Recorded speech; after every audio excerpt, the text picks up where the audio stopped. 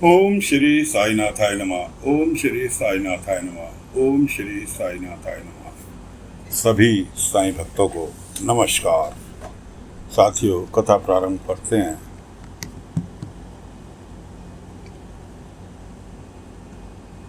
बाबा भिक्षाटन के लिए निकले द्वारका माई से। रास्ते में मिल गए रमाकांत। साईं को प्रणाम किया रमाकांत ने। मास्टर जी रमाकांत। बाबा ने पूछा, और कैसा चल रहा है? कि साईं वो आपकी कृपा है, बहुत अच्छी पाठशाला चल रही है और एक बच्चा तो इतना होनहार है कि इस साल टॉप करेगा। नाम है उसका अशोक, 4वीं कक्षा का विद्यार्थी। बाबा ने कहा, वो तो मेहनती है ही, लेकिन श्रीकांत तुम्हें भी इसके साथ में मेहनत करनी पड़ेगी। जो बच्चा इतनी मेहनत कर रहा है, थोड़ा तुम्हें भी उसे सहयोग करना पड़ेगा। श्रीकांत कहने लगे कि साईं वो तो मैं करता ही हूँ, हर बच्चे के साथ करता हूँ। इस तरह से दोनों बात करते हुए श्रीकांत अपनी पाठशाला की ओर चले गए, बाबा अपनी भिक्षाटन के लिए। इतने में देखते क्या है, एक लड़की भागी भी,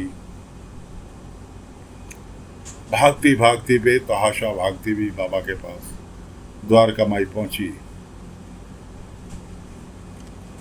कि साईं बचा लो। बोला भी ठीक से नहीं जा रहा, सांस फूल रही कि साईं हमें बचा लो। बाबा ने कहा, क्या हुआ? खैर जैसे तैसे उसने बेहदवासी होती हुई उन्हें बताया, हमारा घर पर कब्जा कुलकर्णी सरकार का। साईं चलो, जल्दी चलो। बाबा ने अपना थैला उठाया, कंधे पर टांगा और उसके लड़की के साथ चल लिए। उधर कुलकर्णी सरकार उसके घर का सामान बाहर फेंक रहे थे। वो रो रहा, गिड़गिड़ा रहा, लेकिन उसकी कोई नहीं। जिस अशोक बच्चे का जिक्र हो रहा था, वो इन्हीं सज्जन का नाम था, राघव। इन्हीं का बेटा था, पढ़ने में बहुत होनहार। इन्होंने कुलकर्णी से बेटी की शादी के लिए कुछ कर्जा लिया था। 2 साल हो गए थे उस कर्जे के लिए, और लिखित में देकर आए थे। लिखित में ये क्या देकर आए थे, कुलकर्णी तो कुछ भी लिख लेता था। अपना मकान गिरवी रखकर अपनी बेटी की शादी करी। उस कागज पर कुलकर्णी के लिखा हुआ था, अंगूठा इनका था, कागज कुलकर्णी का था। उस पर लिखा हुआ था, अगर 2 वर्ष के अंदर मैंने कर्जा चुकता नहीं किया तो मैं सह परिवार कुलकर्णी सरकार की गुलामी करूंगा और मेरे मकान पर कुलकर्णी सरकार का कब्जा। ये उस कागज पर लिखा हुआ था। बाबा पहुंचे। कुलकर्णी ने बाबा को देखते, फकीर आ गया, तू नहीं बाज आएगा, टांग अड़ाए बिगर। कर कोई चमत्कार कर, इसे नोटों की गड्डी निकाल, इसके आंगन में गड़ा हुआ कहीं धन निकाल, तो तासे कि मैं इसका घर छोड़कर जाऊं।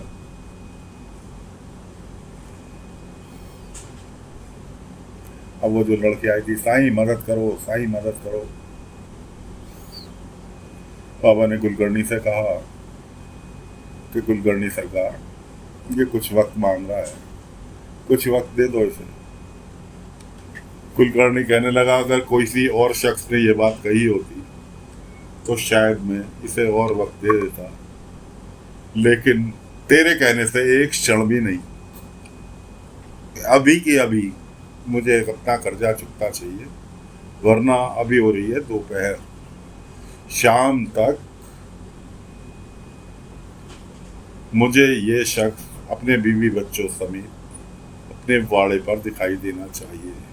मेरे वाड़े के पीछे झोपड़ी बनी हुई है, उस झोपड़ी में जाकर अपना सामान टिका और बीवी बच्चों के साथ तू वहाँ रहे और मेरी खेत में मजदूरी कर, तेरे बीवी बच्चे मेरे घर का काम करेंगे।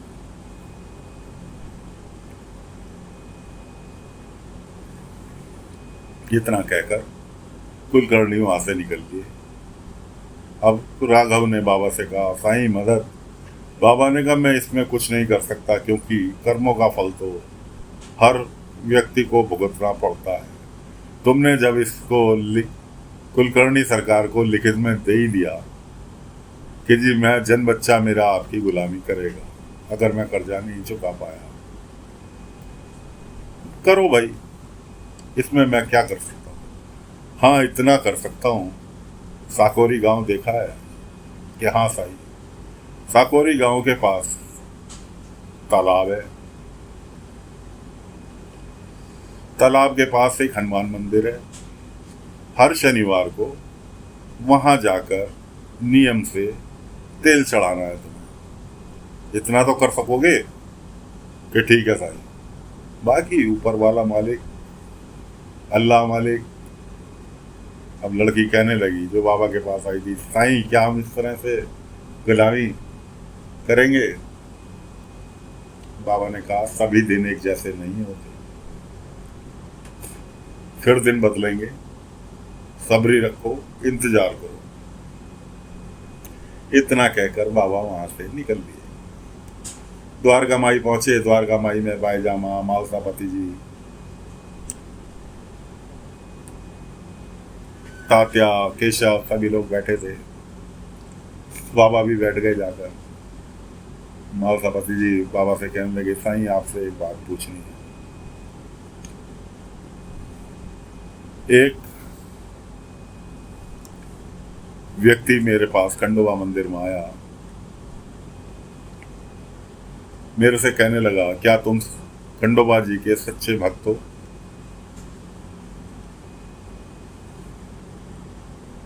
कि मैंने कहा, हाँ, मेरी जिंदगी कट गई संजू खंडोबा जी की सेवा करते हुए। कि तुम शादीशुदा हो या ब्रह्मचारी हो? कि शादीशुदा हूं, गृहस्थी है, मेरे बच्चे हैं, पत्नी है। ये फिर तुम सच्चे भक्त कैसे हो सकते हो? मुझे नहीं करानी तुम्हारे से पूजा। गृहस्थ आदमी भला कैसे सच्चा भक्त हो सकता है भगवान का? कैसे भक्ति कर सकता है? भक्त को तो ब्रह्मचारी होना जरूरी है। पंडित जो सच्चा पंडित है वो ब्रह्मचारी रहता है, ब्रह्मचार्य का पालन करता है। तुम तो गृहस्थ हो, तुम कैसे सच्चे भक्त कह सकते हो? तुम तो पूरे पंडित हो ही नहीं। कि साईं मैं क्या जवाब देता? अब आप ही बताओ, क्या मेरी पूजा में, मेरी भक्ति में कोई कमी है? बाबा ने कहा, ये प्राकृतिक का नियम है।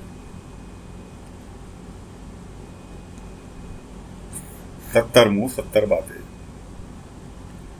भक्ति का मतलब कुछ लोग समझते ही नहीं कि जिसने जटाधारी बन गए, धोती कुर्ता पहन लिया, लाल कपड़ा लपेट लिया, कि समझ लो जी वही सच्चा पंडित है। जबकि पता लगा कि अंदर खाने वो बहुत कुछ चल रहा है, कि भक्ति का मार्ग जानते ही नहीं, भक्ति का संतुलन जानते ही नहीं। अरे गृहस्थ तो सबसे बड़ा, क्या भगवान गृहस्थ जीवन पालन करने वाले से रुष्ट होता है? कभी नहीं। जो ईमानदारी से अपनी गृहस्थ जीवन का पालन करते हुए भगवान की सेवा भक्ति करता है, भगवान उससे ज्यादा प्रसन्न होता है। क्यों? क्योंकि अपने साथ साथ अपने परिवार के और 4 व्यक्तियों की वो सेवा कर रहा है, उनके प्रति ईमानदारी से अपना कर्तव्य पालन कर रहा है। उनके प्रति भी उसकी एक जो सेवा है वो एक ऊपर वाले की भक्ति कहलाती है। खैर, बाबा वहां से थैला उठाया द्वारका माई से, मुझे कहीं जाना है। थैला उठाकर चल दिए। रास्ते में भीमा मिला। साईं प्रणाम। साईं कहाँ जा रहे हो? बाबा ने कुछ, साईं मैं क्या कुछ दूर आपके साथ चल सकता हूँ? बाबा ने कहा, ठीक है चल। कि साईं आपके नज़दीक पाना काम धंधे के चक्कर में बहुत मुश्किल हो जाता है, मैंने सोचा कुछ पल साईं के साथ बीत जाएंगे, इसलिए मैं आपके साथ चलूँ। साईं वैसे आप जा कहाँ रहे हैं? मैं जा रहा। साईं बाबा ने कहा, मैं जा रहा हूँ साकोरी गाँव। किसी को मैंने साकोरी गांव भेजा है पूजा अर्चना के लिए। अब मुझे वहां पर जाके भगवान को भी तो मनाना पड़ेगा जो कि उसकी पूजा अर्चना से खुश हो जाए। इसलिए मुझे साकोरी गांव जाना बहुत जरूरी है। तालाब के पास मंदिर है, मंदिर में हनुमान जी हैं।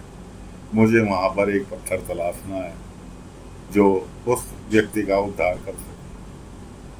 ऐसा कहते हुए भीमा कहने लगा, साईं, राघव के साथ जो बीता, कुलकर्णी सरकार ने उसे अपना दास बना लिया, और दास की क्या वैल्यू होती है मुझसे बेहतर कोई नहीं जान सकता, क्योंकि मुझे आप ही ने दास प्रथा से मुक्त कराया था। इस तरह से बात करते हुए दोनों चलते हुए जा रहे थे। उधर अहमदनगर में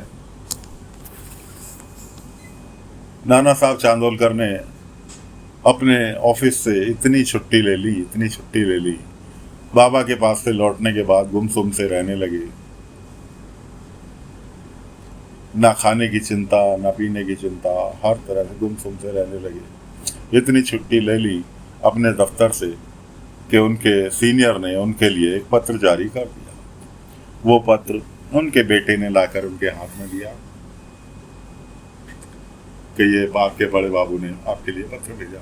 उनकी पत्नी आई, क्या लिखा है पत्र में? उन्होंने कहा इतनी छुट्टी ली है, इसके लिए उन्होंने मुझे अल्टीमेटम दिया।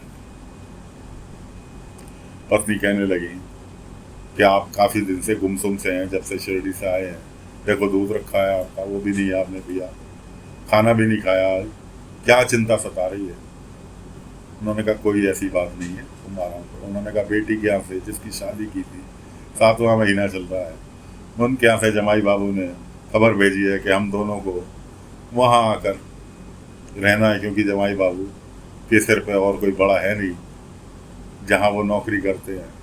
अब बेटी अकेली रह जाती है, 7वां महीना चल रहा है, इसलिए उन्होंने कहा है कि हम दोनों आकर रहते हैं। अगर आपके पास समय नहीं है तो मुझे आज्ञा दीजिए, मैं अकेली जाकर वहाँ रह लेती हूँ।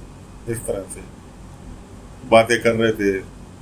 नाना साहब ने कहा कि ठीक है, देखते हैं, सोचते हैं। पत्नी के जाने के बाद वो फिर अकेले रह गए। अकेले में कहने लगे कि साईं, जब से आपके पास से आया मेरा किसी काम में मन नहीं लग रहा। इच्छा होती है कि सभी कार्य छोड़कर वापस शिरडी पहुंच जाऊं और आपके साथ समय व्यतीत करूं।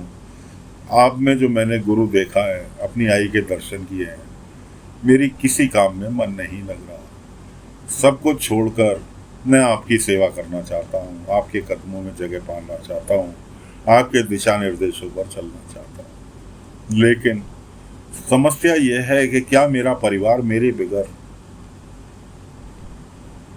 अपना निर्वाह कर पाएगा, निर्वाह से मतलब रह पाएगा? क्योंकि पैसे की कमी नहीं चांदोलकर साहब के पास, अच्छी पोस्ट पे हैं, तो तनख्वाह वगैरह भी, बेटे भी कार्यरत है कहीं ना कहीं, कि क्या मेरा परिवार मेरे बिना रह पाएगा?